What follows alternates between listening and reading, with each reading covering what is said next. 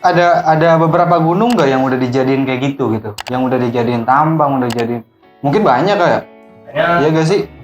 Ada gitu desa-desa terpelosok lah. Kenapa harus ke gunung gitu? Kenapa harus ke gunung? Iya. Gitu. Coba. Nah, setelah tadi kita panjang lebar ngomong soal gunung, ya pasti kita ngomong gunung gitu orang. Lu pendaki gitu. Pendaki, biar daki ya. Bukan pendaki dadakan, bukan pendaki. Tahu dong. Nah, menurut lu, ya kan, tentang mendaki karena putus cinta. Aneh ya pertanyaannya. harus gue jawab nih. Ya nggak apa-apa, kan banyak kan fenomenanya kan. Iya, karena gue belum pernah ngerasain itu. Iya. Nah, menurut lu aja gitu. Kalau menurut gue kurang tepat sih kalau untuk ke gunung. Ke gunung bawa isu apa ya? Karena gue jatuh cinta, putus cinta gitu ya. Itu kan bawa berat ya, bawa beban berat. Lu harus nyoba berat lagi tuh, kalau berat ditambah berat. Tapi kan katanya kalau misalkan di gunung tuh pikiran lu bebas. Ya jadi, bebas di rumah juga bisa bebas kan. Iya sih, yang bener kan. Yang tadi bener sih. Iya sih. Enggak, kalau lu mau galau ya galau aja. Galau aja, iya, nggak usah nyangkut pautin ke alam gitu. Kasian juga alam kan. Iya. Jadi tapi kan pelarian. Iya sih, bener sih. Gua enggak mungkin ada beberapa kan. Iya, ada beberapa yang ya contohnya kayak pendaki senior itu kan awalnya kan putus cinta dulu kan. Siapa tuh? Pendaki orang mana nih? Gua nggak mau nyebutin. Gua anak baru. Cuma nanya doang sini boy. Ya kan Dap? Ya. Nah terus lu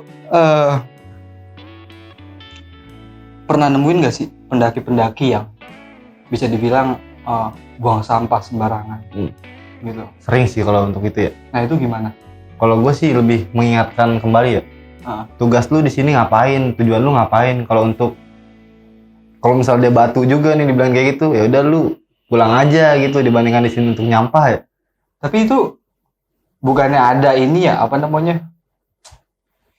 Gua nggak tahu ya. Mungkin pattern di misalnya para pendaki gunung gitu yang biasa bilang kalau misalkan lu naik gunung sampahnya bawa pulang lagi. Iya, betul. Ya kan? Ya. Karena kan tapi kan banyak juga teman-teman yang lain yang mungkin mungkin nggak paham atau dia itu sengaja mengabaikan itu gitu. Apatis sama si alam. Kalau gue sih kurang respect lah sama pendaki yang seperti itu ya. Iya sih. Harusnya sih jangan. Ya, karena itu kan tempat main mereka atau mungkin gua juga kan.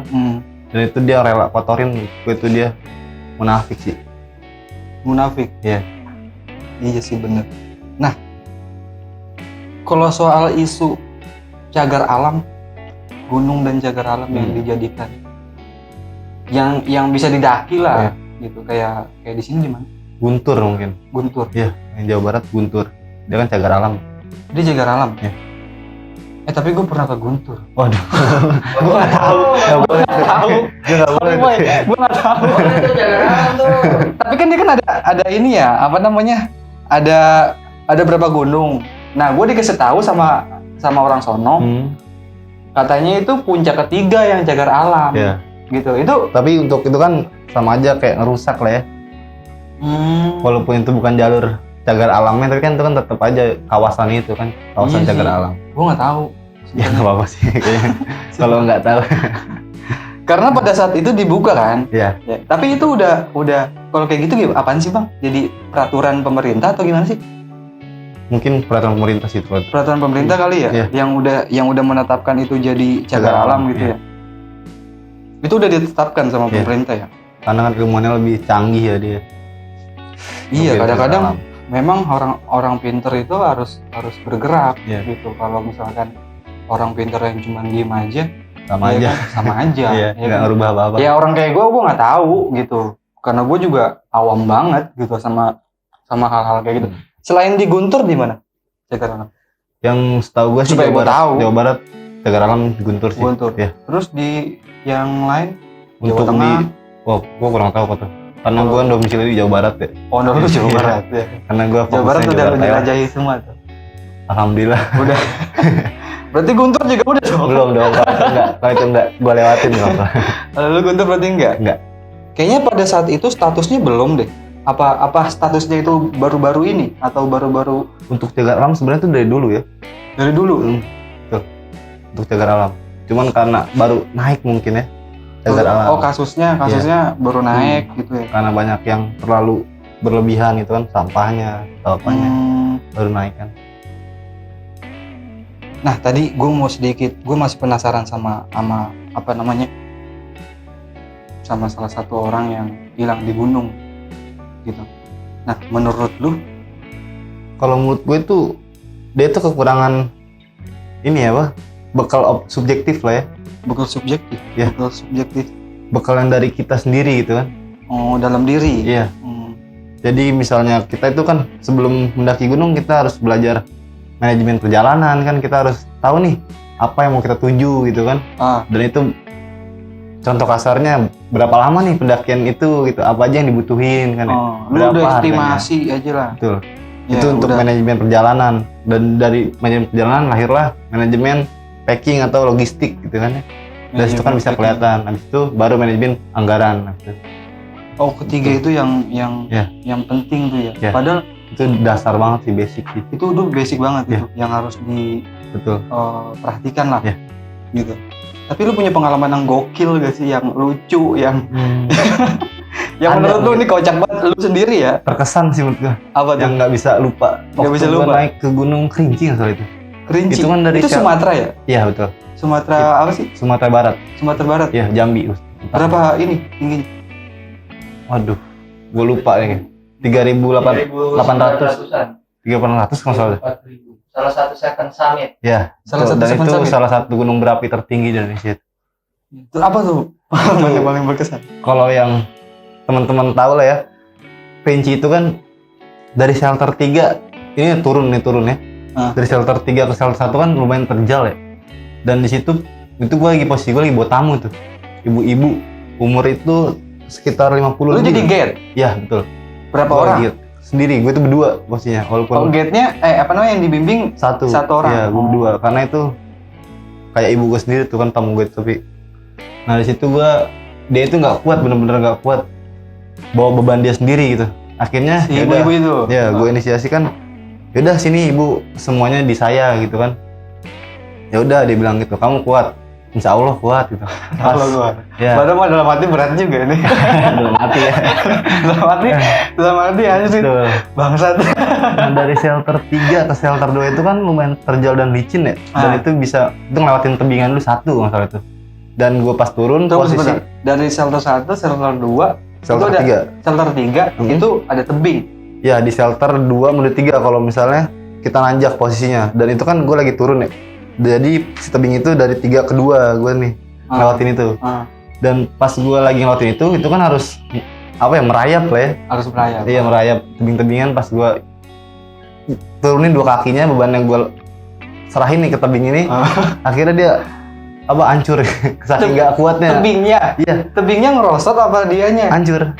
Si tebingnya hancur. Tebingnya hancur. Iya, betul. Karena nggak kuat nahan beban gue gitu. Akhirnya gue jatuh lah nih ke salah satu jurang. Dan itu tamu gue itu di atas udah teriak-teriak, udah nangis lah ya, Dava, dia juga kepikiran mungkin karena dia itu nanti gue pulang sama siapa nih gitu kalau gue kenapa kan. Iya. Dia betul bukan mikirin lu, tapi mikirin dia gue baliknya bersama. Betul, karena Kerinci kan ini lah ya, kayaknya kata ibu-ibu. Dan itu gue coba gue tahan nih, ketika gue jatuh kan lumayan agak lama nih, jaraknya jauh juga kan ke bawah. Itu pertama gue dorong pakai tangan, tetap gak kuat, tetap jatuh. Akhirnya gue dulu penyanyi nih di gunung es itu kan memerlukan SX gitu ya, buat kalau kita tergelincir atau apa kita pakai SX. Nah karena di gunung hutan tropis dan gue nggak butuh SX, jadi mau nggak mau gue relain sikut sih buat nancep. Oh, lu nancep gini? Gue nancep ke tanah. Itu ya darah sih, tapi ya alhamdulillah selamat sih gue. Iya. Tapi ketika lu nancep gini lu berhenti?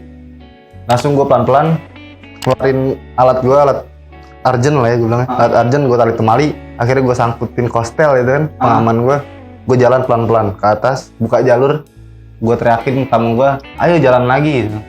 Langsung itu setelah dia nangis tuh baru ya, akhirnya lu bisa drama setelah drama dia udah nggak bisa jalan gitu, dia jalannya pakai tangan saking nggak kuatnya.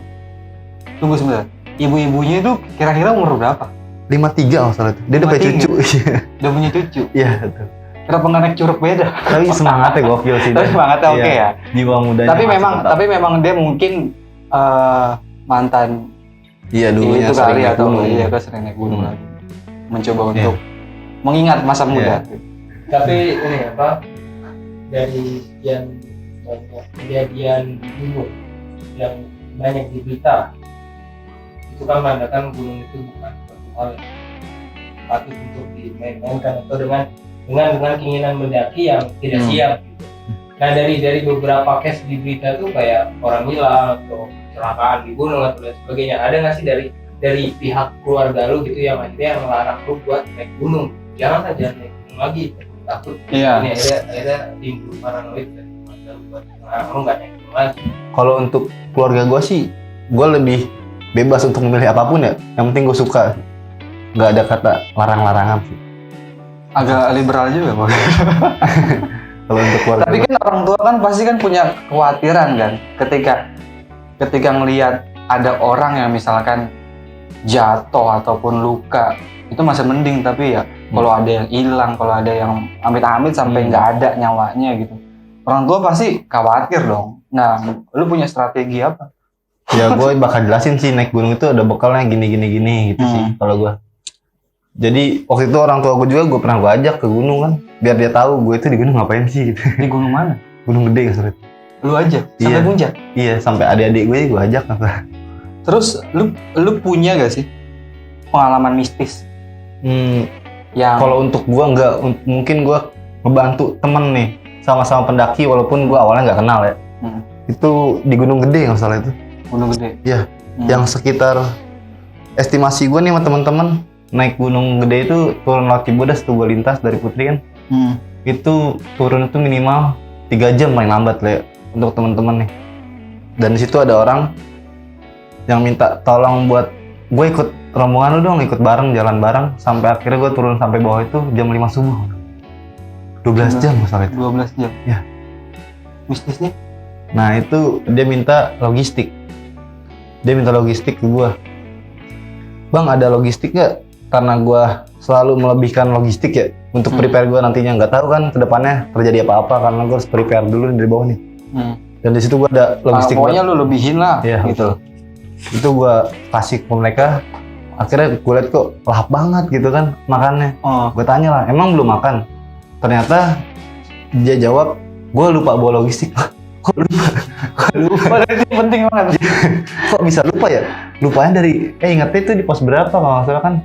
Gunung Gede itu ada 5 pos ya, kalau nggak salah ya. Di situ dia bilang, gue ingatnya di pos 3, kenapa nggak turun lagi gitu? Karena udah jauh, daripada lu nyusahin diri di atas kan, langsung ya udahlah dengan Masa daripada lu kesel gue, iya tuh. kan pacet. Iya, kalau dia bisa survive sih, sok aja gitu kan. Terus gimana? Akhirnya dia katanya minta-minta nih ke tenda-tenda sebelah. Dari situ kan akhirnya dia makan, gue tungguin nih karena gue pengen turun sama rombongan gue doang. Kok dia nggak turun-turun gitu? Langsung dia nanya lah, bang turun jam berapa? Nanti kita mah nunggu sepi kan gitu kan, nunggu sepi dulu. Mereka kan ramai banget tempat gede tuh. Akhirnya yaudah bang gue ikut rombongan lu ya. Oh lu mau ikut rombongan gue? Oh ya udah deh, kita turun habis maghrib. Masalah itu gue. Maghrib. Lu turun habis maghrib? Iya. Nah di situ pas kalau lu pernah ke Gede lewat Cibodas ngeliatin air panas ya? Belum pernah. Oh ya ada lah itu pas yang apa air terjun air panas itu kan? Air panas di situ. Gue break azan Isya nggak salah itu. Karena azan Isya gue hujan juga posisinya. Di situ gue makan mie lah. Makan mie situ. Satu orang ada nih. Namanya itu gue nggak sebut lah, ada teman gue ini Ada cewek. Baim namanya. Baim Bong. Di situ cewek ada. Dia kok ngeliatin ke air mulu kan. Alasannya mau kencing gitu kan. Ya udah kencing aja di sana, cuman jangan dekat air kan karena ini nanti bakal diminum sama orang-orang juga gitu kan. Agak jalan lah. Iya. Ya udah iya, abis kencing dia kok nggak mau duduk kan orang-orang pada makan. Alasannya pegel kan. Oh ya udah. Pas sampai di pertigaan Curug Cilember. Situ temen gue bilang, "Dap kesurupan." Ya udah nggak apa-apa, kesurupan. Dikirain gue bukan rombongan gue nih bang, rombongan temen gue. Ya udah biarin aja, ngapain lu berhenti di sini? Karena kan rame ya, gue kan nggak suka rame itu. Dia bilang, Lu indie beda pokoknya. enggak asik aja rame, berisik ya. Langsung dia bilang, ini yang serupan tim kita yang baru gitu kan. Tim kita yang baru serupan. Akhirnya ya udah gue lihat, oh iya ternyata serupan kan. Ya udah akhirnya gue ajak ngobrol, lama-lama sadar lagi lah. Kayak itu gue kasih makan lagi. Gue bingung, yang lain kok kesurupan, kok tim gue enggak gitu. Apa nih yang salah kan dari tim dia kan? Dikit-dikit kesurupan, dikit-dikit jatuh. Menurut gue, kalau kita enggak berpikiran ke situ, nggak akan terjadi sih. Iya. Karena menurut gue hal mistis itu dari dalam diri kita dari sendiri. dalam pikiran. Iya. Nggak yang datang tiba-tiba. Iya betul. Kalau gue pribadi sih gue percaya itu ada. Iya. Gitu. Percaya banget Percaya itu banget ada. Tapi bagaimana caranya? Kalau gue pribadi menghargai dia punya dunianya, gue juga punya dunia gue. Betul. Jangan saling musik lah ya. Iya. Karena gue juga ada di salah satu gunung kayak gitu. Jadi gue naik berempat nih, ya kan? Naik berempat, udah tidur nih. Setelah tidur, posisi gue tidur di pojok gitu. Tenda nih lapis 2 gitu. Double layer ya. Iya. Nah di lapis 1 ada orang garuk-garuk gitu. Terus gue pikir, bodo amat, gue capek kali. Bodo amat. Jadi ya udah. Jadi nggak terlalu gue peduliin banget sih hal-hal yang kayak gitu. Nah, dah. Ini waktunya udah berapa menit kita berjalan. Ini ada pertanyaan khusus nih. Ya pertanyaan ini kalau gue pribadi sih nggak tahu gitu. Nih, sepakat nggak ada gunung yang dibangun beberapa wilayah menjadi teknologi pembangkit gitu, geteral dan tambang. Menurut lo gimana tuh? Kalau menurut gue sih enggak ya. Gue nggak setuju. Ya enggak lah ya. Iya. Jauh banget ya. Karena tanpa tambang pun gunung tetap gunung gitu. Jadi teknologinya main buru-buruan. Enggak sih, itu merusaknya betul. Tapi selain itu, misalkan ada masyarakat di satu gunung gitu, dia kalau misalkan ada tambang, ada teknologi gitu-gitu kan, pasti kan membuka peluang ekonomi. Kenapa sih Gitu? dengan Itu gimana? apa ya, dengan keahlian mereka, kenapa dia nggak melipirin atau disampingkan ke orang-orang yang membutuhkan itu, desa-desa terpelosok lah? Kenapa harus ke gunung gitu? Kenapa harus ke gunung? Iya. Gitu. Coba Bung Panji jelasin kenapa harus ke gunung. Gue nggak paham. Gitu. Mengerikan ya? Karena memang ya Gimana tuh? mungkin ya karena basic buat juga dari teknik energi itu memang di beberapa pembahasan itu beberapa sumber daya alamnya itu ada di beberapa gunung. Tunggu sebentar, lu kedengeran nggak? Kedengaran? Ada lah sumber dayanya yang ada di beberapa gunung. Cuman memang kebutuhan untuk kepentingan nasional akhirnya itu dilakukan. Memang secara aspek lingkungan, aspek lingkungan environmentalnya itu nggak bagus. Lagi banyak pertentangan kayak wangi segala macam itu banyak, sampai bahkan kan banyaklah kasus ada yang demo warga sampai ada tindakan represif. Sebetulnya itu ya bagian contoh dari kerusakan dinamika alam. lah, dinamika ya. Ya itu perspektif orang ada satu sisi yang memang itu ada sisi kerusakan alam, tapi ada satu sisi yang memang negara kita tuh butuh. Mungkin kalau tidak dibangun itu nanti akan ada kekurangan apa, akhirnya timbul beberapa permasalahan baru di tingkatan masyarakat bawah. Ya cuman itu perspektif lah. Ya. Orang berhak menilai apapun. Tapi ada beberapa gunung nggak yang udah dijadiin kayak gitu, yang udah dijadiin tambang, udah dijadiin, mungkin banyak kayak, ya gak sih? Tapi gue agak sedikit penasaran tentang itu. Yang tadi lu bilang memang negara tuh kadang-kadang membutuhkan gitu dari perspektif ekonominya gitu. Tapi adakah gunung yang memang bukan sengaja untuk didesain ya, memang sengaja untuk diarahin ke sana gitu? Itu ada apa enggak? Sebetulnya gini ya, gua nggak mau nyebut salah satu bentuk aturannya. Sebetulnya sebelum aturan ini dibuat, gunung itu tetap aman. Tapi setelah aturan ini dibuat, semua macam bentuk pelegalan yang sifatnya mungkin bisa merusak ekosistem di gunung itu itu dilegalkan awalnya. Nah akhirnya itu akan berpengaruh terhadap beberapa aspek di lingkungan masyarakat. Gue nggak mau sebut apa aturannya, tapi kawan-kawan mahasiswa pasti tahu. Yang akhirnya mungkin taman nasional atau gunung nasional itu yang tadinya nggak boleh ada pembangunan model macam apapun, akhirnya bisa dibangun beberapa persen wilayah. Ya, yang balik lagi itu adalah ya mungkin investasi asing atau lain sebagainya, atau bentuk-bentuk kerjasama yang memang sudah negara otoritas pemerintah itu sudah punya masing-masing. Jadinya hal tersebut mau tidak mau harus dilakukan. Tidak mau harus dilakukan. Ya mungkin ada beberapa perhitungan kalau kita tidak melakukan itu mungkin ada defisit atau lain sebagainya. Jadi itu memang timbul perspektif yang ya ambigu juga ya. Ya satu sisi mungkin negara butuh, tapi satu sisi masyarakat bimbang. Gua baru ini.